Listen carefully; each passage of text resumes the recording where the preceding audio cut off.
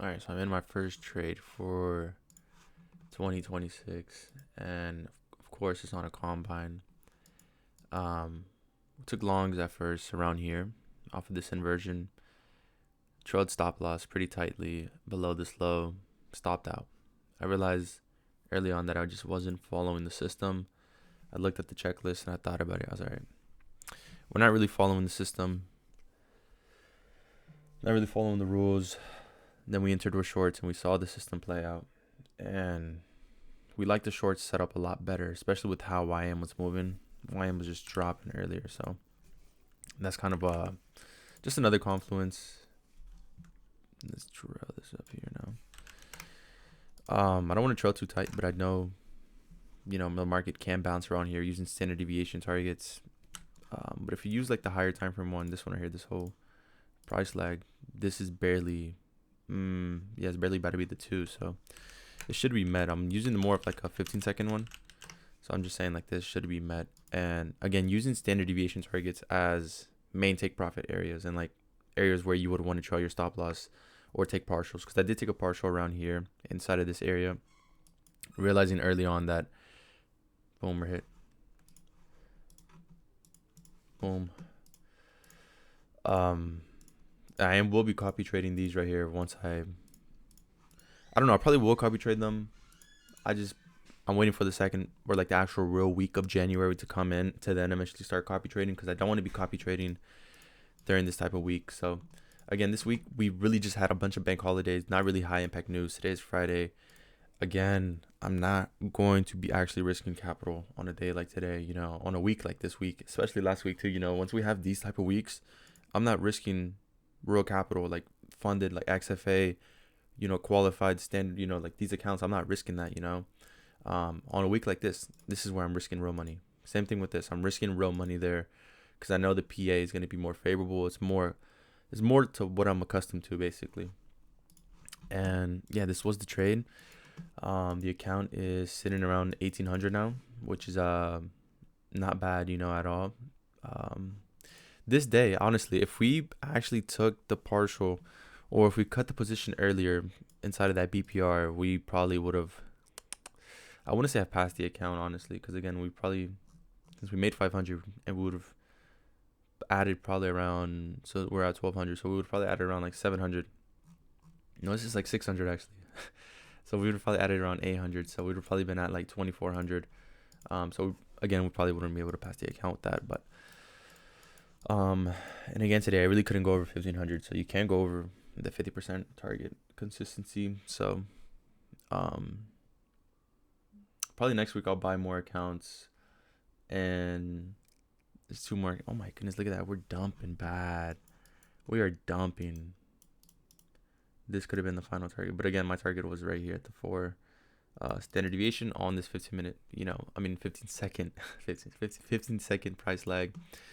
So again, I'm just going to be truly transparent. We did take a first trade and we did take a loss. So let's go on the 5 second because it looks a lot better on the 5 second, if I'm being truly honest. And let's hide that real quick.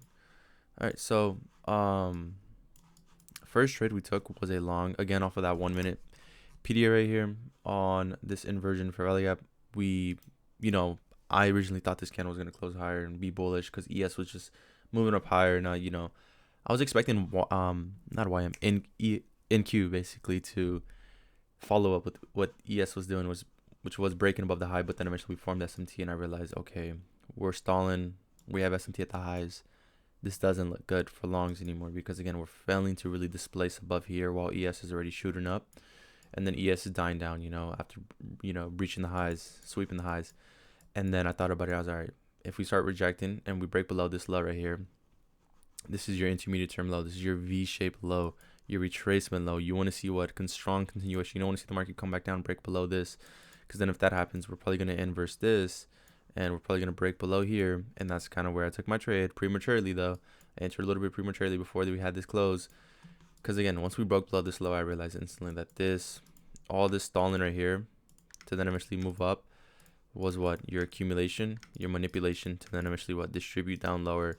And all this right here was what? Just a fake move. It was a fake move. It was a market maker sell model forming to continue to break down lower. Because this would have never got disrespected.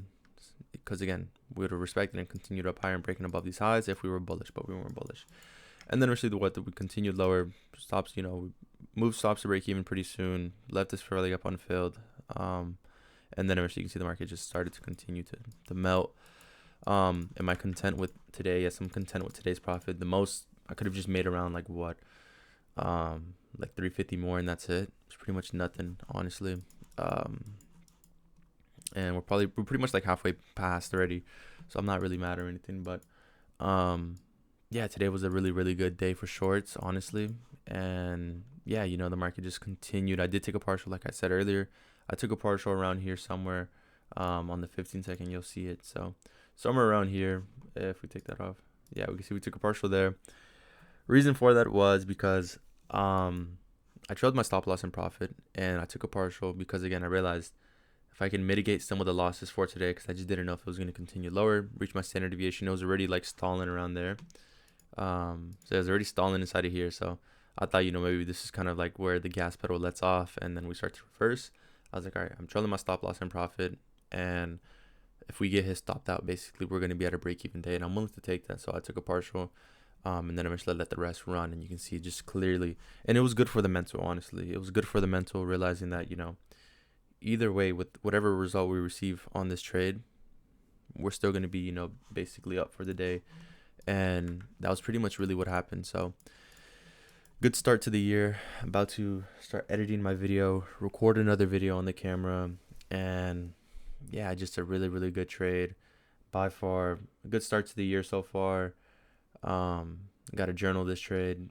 Two trades. First one was an L. This one was a W. And officially 2026 trading journal right now. About to be my first trades. We journal for the year, which is pretty cool, honestly. So hopefully everybody, had a great new year. Great start to the year, honestly.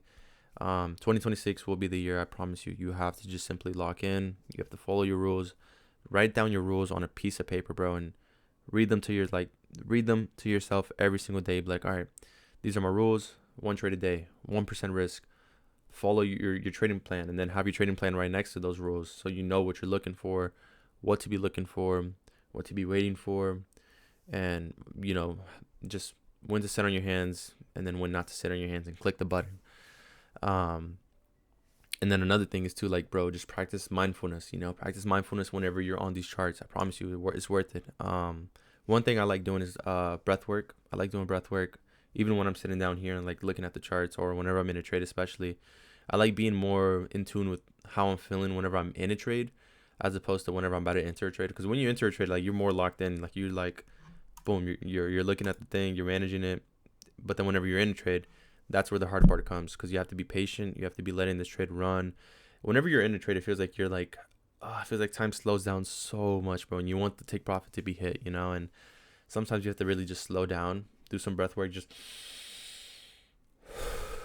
breathe in, breathe out, and just accept the risk, but also just be patient with the trade and be patient with the market to give you the delivery you need to see, and just being mindful, not trailing the stop loss too hard, not, cutting too much profit, or just not being impatient and just trying to rush the trade in the process, and just not thinking negatively or positively, just being in a more of a neutral state and just like watching the market for what it is and what it's giving you, basically. So that's pretty much really it. That's kind of what I want you guys to go into 2026 with. And yeah, man, there's not much else to it. I'm probably just gonna end this video here. Hopefully you guys had a great day, and hopefully y'all had a great last year. I think last year was my best year so far in trading, passing combines, following, basically forming and following a system that, yields great results, and just being able to like be more right than wrong in the market, which is amazing, bro. It's amazing. It's an amazing feeling, honestly. And that's I'll keep ranting if I keep going, but let me stop here. So yeah, peace.